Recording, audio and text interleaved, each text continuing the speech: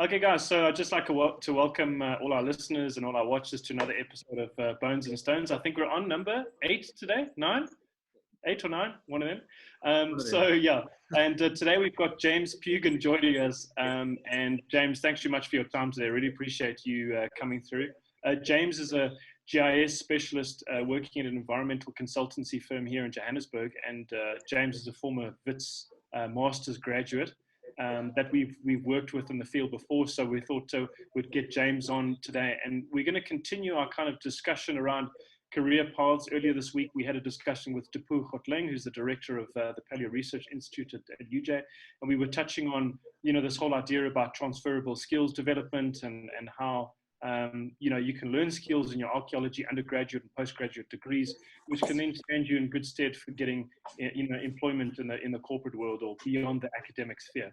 So yeah, so James, obviously very keen to hear about your story today and learn about your path in archaeology and stuff. We've been talking for the last few minutes about how you kind of got into archaeology. Your story sounded very similar to mine, rocking up at Wits, orientation, registration day, and not knowing really what you're going to do beyond geography. And then you came across archaeology because it was at the same desk. So maybe talk us through your early days in archaeology.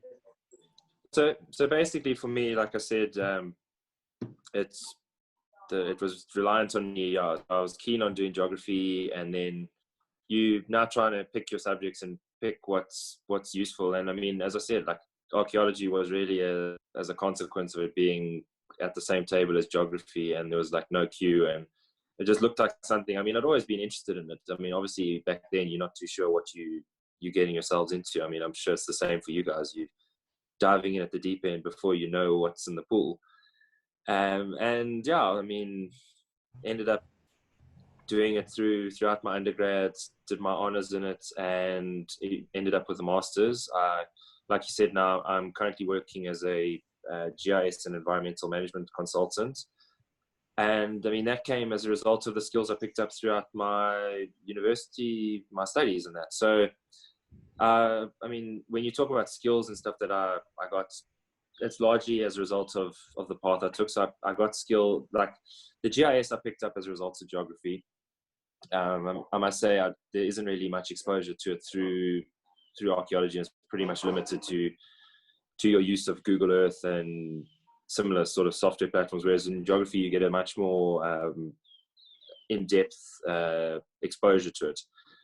And then I must say, so I ended up doing my honors at Wits with Dr. Sam Chalice, and I must say my exposure to Sam also got me exposed me to a lot of things. So my honors initially looking for rock art shelters in the Eastern Cape, Drakensberg, looking at Google Earth images and using GIS to find rock art sites, which was largely based, and I mean, a lot of my work was finding archaeological sites, not necessarily, so I would find them, record them, and then I'd hand it over to other people to do further analysis. So the instance for this was in the Eastern Cape Berg. You have a lot of your rock art sites that aren't recorded, but are in danger from graffiti, and most of these rock shelters you have herdsmen and stuff. Oh, sorry, you guys will probably hear the dogs running around crazy. Herdsmen, and I mean, you imagine the Berg in winter, it's cold, you light a fire to stay alive. So a lot of these sites, you have people living in them at times. So basically, I've been in some of these rock shelters where you walk into the rock shelter and you possibly the first person being in that shelter since it was painted 2,000 years ago. And yeah, as I was saying, so I mean, my exposure to archaeology through the skills that I got. So like I said, the GIS, I got survey experience through my honors degree, but then also skills like photography. I mean, photography in a rock art sense specifically is really important, because now you might be the only person that ever records a rock art site. So from your perspective, you need to now record that adequately and make sure that, let's say, for example, that no one else never has to go back to that site. I mean, if it's really important, then great, you want to. But I mean, other skills, like mean, some really arb skills I picked up from archaeology was also something like 4x4ing. It's not necessarily something that you would expect, but it's something that is useful throughout. I mean, a lot of people do it. I know a few of you guys do it as a hobby, but it's also something that's applicable and it comes in handy. Yeah, I mean, as I said, like my exposure to archaeology was really, I don't know what the word is, but I mean, as a result of my interest in geography. But yeah. Thanks, James. That's really interesting. I'm glad to hear that those 4x4ing workshops at the STW came in handy. we always did them because we thought they were really cool, but I mean, we knew that they would eventually because we liked it. help somebody out at some point in the future. So I hope it prevented you from getting stuck in the middle of nowhere at some point in your career. I think I was already stuck. Tim, I'm going to hand over to you. You've got a question there. Yeah, James, I'd just like to ask, these skills you're talking about and the way you designed your research program, was it with the intention of developing skills that you could take into other industries, or did that just was that a happy chance that happened later? So, I mean, my interest with, I mean, coming out of third year and going, like, wanting to do an honors degree, I was keen to do something in GIS. And I didn't get the opportunity through geography, and through Sam, he had some really great ideas in the Eastern Cape. So, I mean, in my honors, we basically designed it to assist him finding rock art sites, but also based on more of my interests. I wouldn't have said at that point I was too sure of what skills I wanted to get out of it. Okay. I mean, I wouldn't have even said I wanted to get skills out of it. It was more like, for me at that time, was great. Okay, we're getting out into the Berg. You can go out on like a week-long hike and camp in rock shelters. I mean, it was pretty fun, to be honest. But I got skills out of it. So great. Yeah, and then, I mean, in terms of my masters, we then just took that further, and I developed a predictive model to locate rock art sites from that, and GIS. And so basically taking your environmental parameters and then to identify areas where you would likely find rock art shelters. And then, yeah, as I said, then you go and survey and record what you find. Yeah, awesome. I think just to touch back onto Tim's question about, the skills that you developed during your postgrad degrees, was it kind of an intentional thing? Maybe that's something that needs to be discussed a lot sooner when we discuss student projects. When we sit down with students to say, look at them, we want to come up, what skills do you want to come up with? Because that will have a very important bearing on what kind of career they can open themselves to life. Kara, I'm going to hand over to you. You had a question for James? Yeah, so this is all very fascinating. One of the sort of points that we touched upon in the last discussion was sort of the need to sort of broaden archaeology scope to feed into different types of sectors, one of them being the private sector with like what you're doing. But what I want to ask is, number one, can you just tell us, how did you actually get into the private sector? How were you, approached by this company? Did you apply for jobs straight out of your master's?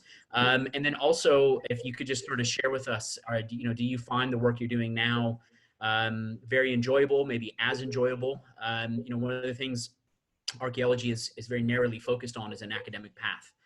So we are always dealing with really interesting questions about the past and trying to find ways to sort of create hypotheses and solve them. In the private sector, obviously, you're doing more of a sort of job-related thing in CRM, and so just wanted to see what your feeling is about that. Do you feel as satisfied in what you're doing now compared to what you were doing when you were involved in academia?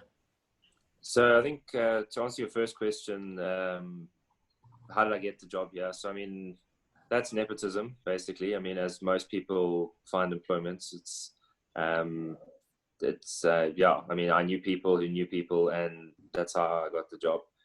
Then from there, so like you said, I mean, most of my exposure to archaeology was an academic perspective, and even now, I mean, like my interactions with you guys through a CRM based approach. I mean, like we based on doing more the environmental impact assessments and environmental management consulting, which then, so I mean, unfortunately now I'm not doing any archaeological work. I'm not doing as much field work as I'd like to. I mean, I do get out to some cool places, but it's limited, and by my archaeological standards, they're not as great. Sorry, Tim, yeah? So I just wanted to ask you, because one of the things that we also love in archaeology is that sort of feeling of discovery, that we often get when we find something new or fresh, or that, so you described entering some of those shelters that people possibly hadn't entered for a very long period of time. So I'm just wondering, is that something you miss as well, or if you can describe that sensation, because it's something we all sort of feel every now and then. It's something that I guess you probably don't get a lot of anymore. No, yeah, definitely. I mean, like now that sort of feeling is you like walking across a mine and you find like a stone tool. That's like, for me, that's but yeah, there's definitely, like I said, there's some of those rock shelters that stone tools. Yeah, no, I wouldn't have mentioned pottery, but yeah, for me, like the rock art, like some of those, you go and you walk into these rock shelters, and you look at it and you see like a blank canvas, and then like you find like an eland painted under like some small random crevice, and you wonder, like, as I said, I mean, people haven't noticed this. I mean, in most of these places, where the rock art is really noticeable, people have defaced it. And I mean, I've been into some sites. I mean, the one site we located in Sislovo-Tebi, we found, I want to say it's an SDF of like probably 60 centimeters or something. And it's just ridiculous. You walk in there, as far as I'm aware, Smuts found it in like the 70s or 60s or 70s.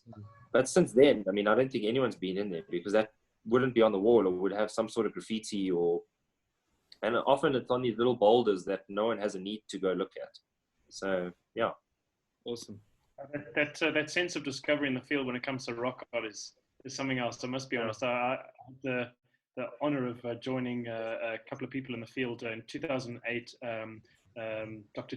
Jeffrey Blundell, who was then the director of Origins, and a couple of other colleagues, and we went into the field to do some surveying around the Eastern Cape, and it was actually fantastic to just locate shelters. And as you say, like, you walk in there and it's like, who's been in this shelter? Has there been anybody the last couple of 100 years, or is there any local knowledge of this as well? So those are the kinds of things that are really interesting. But James, I think we're coming up on Tim? Sorry, it makes me think of, I was once asked to take a group of people to see some rock art sites, and I had some GPS coordinates up in northern South Africa. I had 5 coordinates to go to, and the first 4 were almost all fails, where we found one site just for the zebra. So I felt the pressure, I won't lie, because there's like 15 people following me around the bush. And we rounded this corner, and it was a beautiful bowl-shaped shelter into a freestanding koppie. And from it, I could see there was some rock art there. So I was really happy. I thought, finally, this is great. You get that excitement starts pumping, and I start talking to everyone and getting them excited. When we get to the rock art, it's a procession of women facing a single man. And that man he endowed himself significantly in that picture. Now I had to explain what this meant to a group of people. It was entertaining. That's brilliant. Oh man. Anyways, but James, I think we're coming up on time now. So thanks very much for obviously joining us today and stuff. Sure. Really appreciate you joining us on a public holiday today as well. I think all days are blurring into just any other day. So yeah. It was a public holiday today. So thanks very much for your time and stuff. It's obviously great to hear about how everybody's journey is different, and how perhaps our development of skills from an undergrad kind of postgrad point of view as students should be a little bit perhaps a little bit more intentional. Moving forward, depending on what kind of career path we're thinking about in archaeology. But thanks very much, and we really appreciate your time today. Thanks, James. No, pleasure. Yeah.